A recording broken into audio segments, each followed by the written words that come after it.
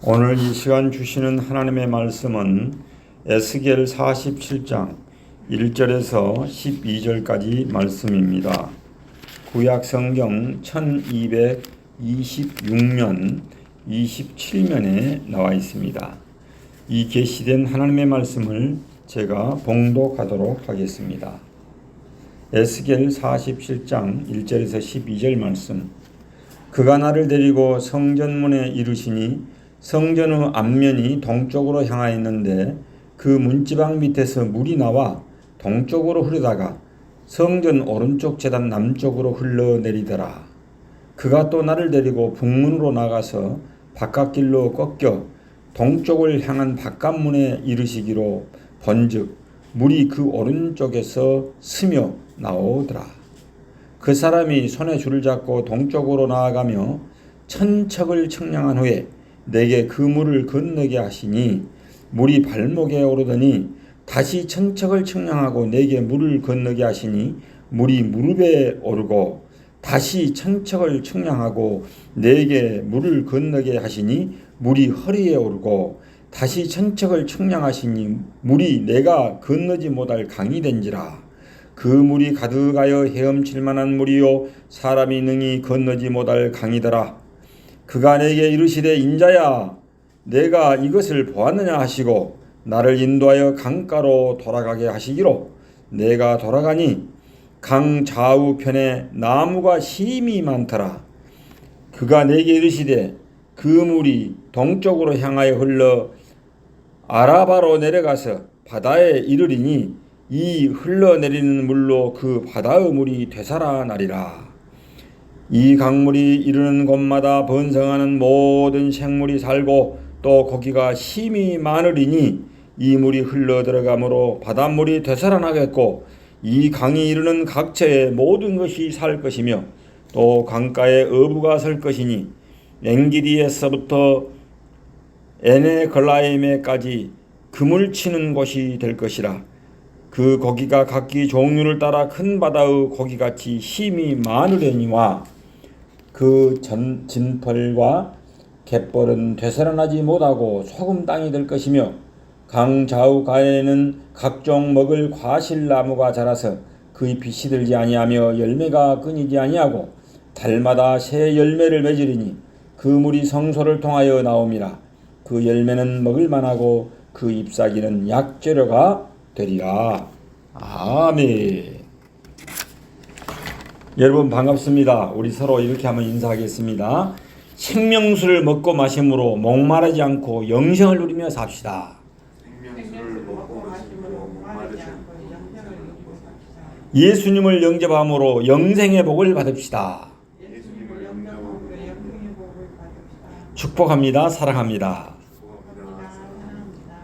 사랑합니다. 여러분 오늘은 성령 강림 후 12번째 주일을 맞이하게 되었습니다. 그래서 오늘은 천사가 에스겔 선지자를 환상 가운데 인도하셨던 에스겔 47장 오늘 이 본문 말씀을 내용을 중심으로 살펴보면서 함께 은혜를 나누고자 합니다. 성전 본체 건물의 문지방에서 발원한 이 흘러나온 풍요로운 생명수가 성전 동편으로 흘러서 그 수심을 더하여 거대한 강을 이룹니다. 그 큰 강이 사해바다, 즉 죽음의 바다에까지 이르러서 그곳을 소생시킵니다. 성전 문지방에서 흘러나온 이 풍요로운 생명수가 수많은 물고기와 나무를 자라게 합니다. 그래서 하나님의 백성들이 풍요와 기쁨을 누리게 된다는 것입니다. 이는 전번에 제가 설교했던 그 에스겔 37장에 기록된 마른뼈 소생 환상과 더불어서 이 47장은 에스겔서 가운데서 가장 잘 알려진 생동감이 넘치고 희망찬 환상입니다. 하나님께서는 역사하실 때 꿈이나 또 환상을 통해서 이렇게 보여주시고 선지자들에게 보여주시고 역사했던 것을 우리는 구약 성경을 통해서 또 알 수 있습니다. 여러분 이는 계시록 22장 1절 2절에 하나님의 어린 양의 보좌에서 흘러나오는 이 생명수가 만국을 소생케 하는 생명나무 열매를 풍성케 한다는 요한계시록의 새올 예루살렘 환상과 깊은 연관을 갖고 있는 그런 환상입니다. 이는 하나님의 풍성한 영적인 축복과 예수 그리스도를 통한 구속 사역, 예수 그리스도를 통한 이 구원 사역이 인류의 모든 피조물에게 미칠 것을 보여주고 있습니다.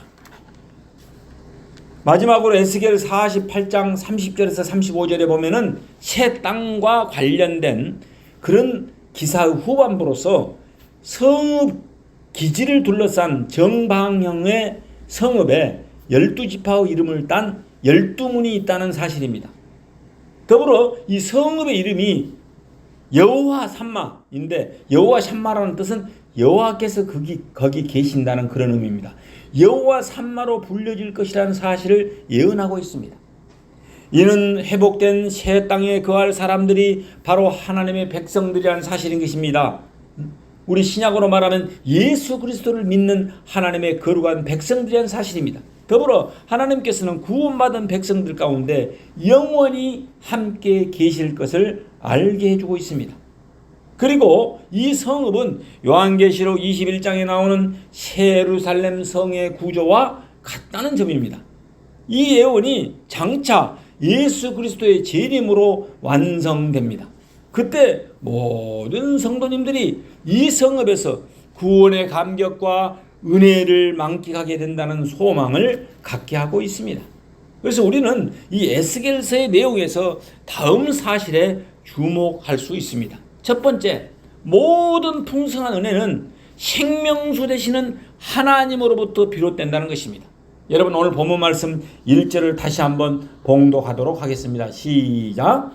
그가 나를 데리고 성전 문에 이르르시. 성전 앞면이 동쪽을 향하였는데 그 문지방에서 물이 나와 동쪽으로 흐르다가 성전 오른쪽 제단 남쪽으로 흘러내리더라. 여러분, 여기에서 그 문지방 밑에서 물이 흘러나왔다 했는데, 이 물은 생명수를 말하는데, 이 생명수는 무엇을 말하는가? 하나님의 임재, 하나님이 임하였다는 것입니다. 임재를 상징하고 있는 내용입니다. 그래서 이 생명수는 성전 본체의 문지방 밑에서 발원하였습니다. 발원이란 말이 뭔 말입니까? 필발자 근원은 자, 즉 흘러나왔다.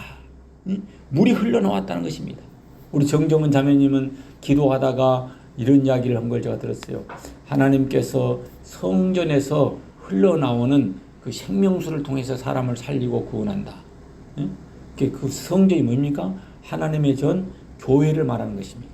교회에서의 말씀 선포를 통해서 하나님께서 역사하셔서 죽어가는 생명이 살아나고 병든 생명이 고침을 받고 슬픔과 절망 가운데 있는 사람들이 희망과 기쁨을 갖게 된다는 것입니다.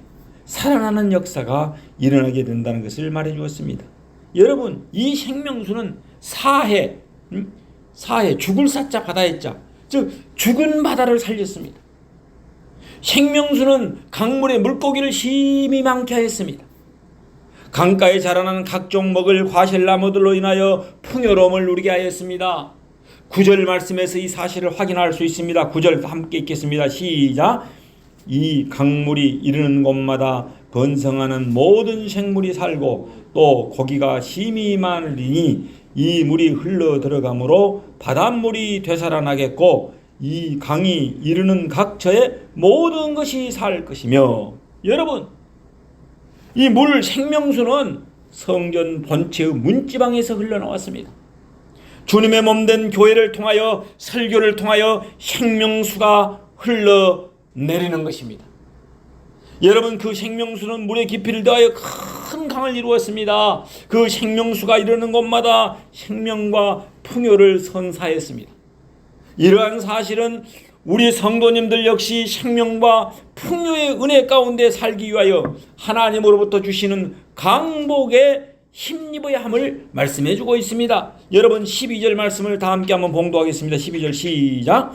강 좌우 가에는 각종 먹을 과실나무가 자라서 그 잎이 시들지 아니하며 열매가 끊이지 아니하고 달마다 새 열매를 맺으리니 그 물이 성소를 통하여 나옴이라. 그 열매는 먹을 만하고 그 잎사귀는 약재료가 되리라. 여러분, 그 물이 무엇을 통하여 나왔다고 말하고 있습니까? 성소를 통하여 나왔다라고 말하고 있습니다. 에스겔 선지자는 천사의 인도함에 따라서 선민의 삶의 중심이 될 성전에서 발원한, 성전에서 흘러나오는 풍요로운 생명수의 강에 대한 환상을 보았습니다. 계시록 22장 1절 2절의 말씀에 사도 요한이 반모섬에서 본 환상과 깊은 연관을 갖고 있습니다. 여러분, 제가 계시록 22장 1절 2절 말씀을 한번 봉독해 드리도록 하겠습니다. 또 그가 수정같이 맑은 생명수의 강을 내게 보이니 하나님과 및 어린 양의 보좌로부터 나와서 길 가운데로 흐르더라. 강 좌우에 생명나무가 있어 12가지를 맺되 달마다 그 열매를 맺고 그 나무 잎사귀들은 만국을 치료하기 위하여 있더라. 여러분, 이해를 돕기 위하여 현대 언어로 번역된 새번역 성경으로 다시 한번 제가 읽어보겠습니다. 계시록 22장 1절에서 2절 말씀. 천사는 또 수정과 같이 빛나는 생명수의 강을 내게 보여주셨습니다. 그 강은 하나님의 보좌와 어린 양의 보좌로부터 흘러나와서 도시의 넓은 거리 한가운데로 흘렀습니다. 강 양쪽에는 12종류의 열매를 맺는 생명나무가 있어서 달마다 열매를 맺고 그 나무 잎은 민족들을 치료하는 데 쓰입니다. 그렇습니다. 실로 예수 그리스도의 보혈을 통하여 주어지는 하나님의 은혜만이 모든 죽어가는 사람들을 살리고 회복시킬 뿐만 아니라 풍성한 영적인 축복을 맛보게 하실 것입니다. 여러분, 저는 이 본문을 보면서 5 남편을 두고 이방 여인으로서 살았던 사마리아 여인이 생각이 났습니다. 예수님께서는 물들어온 그 사마리아 여인에게 이렇게 말씀하십니다. 요한복음 4장 13절에서 14절 말씀. 예수께서 대답하여 이르시되 이 물을 마시는 자마다 다시 목마르려니와 내가 주는 물을 마시는 자는 영원히 목마르지 아니하리니 내가 주는 물은 그 속에서 영생하도록 솟아나는 샘물이 되리라. 여러분, 사마리아 여인은 메시아 되시는 예수님을 만남으로써 갈증에서 벗어나 5 남편을 통해서도 만족할 수 없었던 이 갈증에서 벗어나 영원히 목마르지 않는 축복을 받게 됩니다. 그래서 예수님께 묻습니다. 예배를 어느 곳에서 어떻게 드려야 합니까? 라고 물었을 때 예배의 진정한 의미를 가르쳐 줍니다.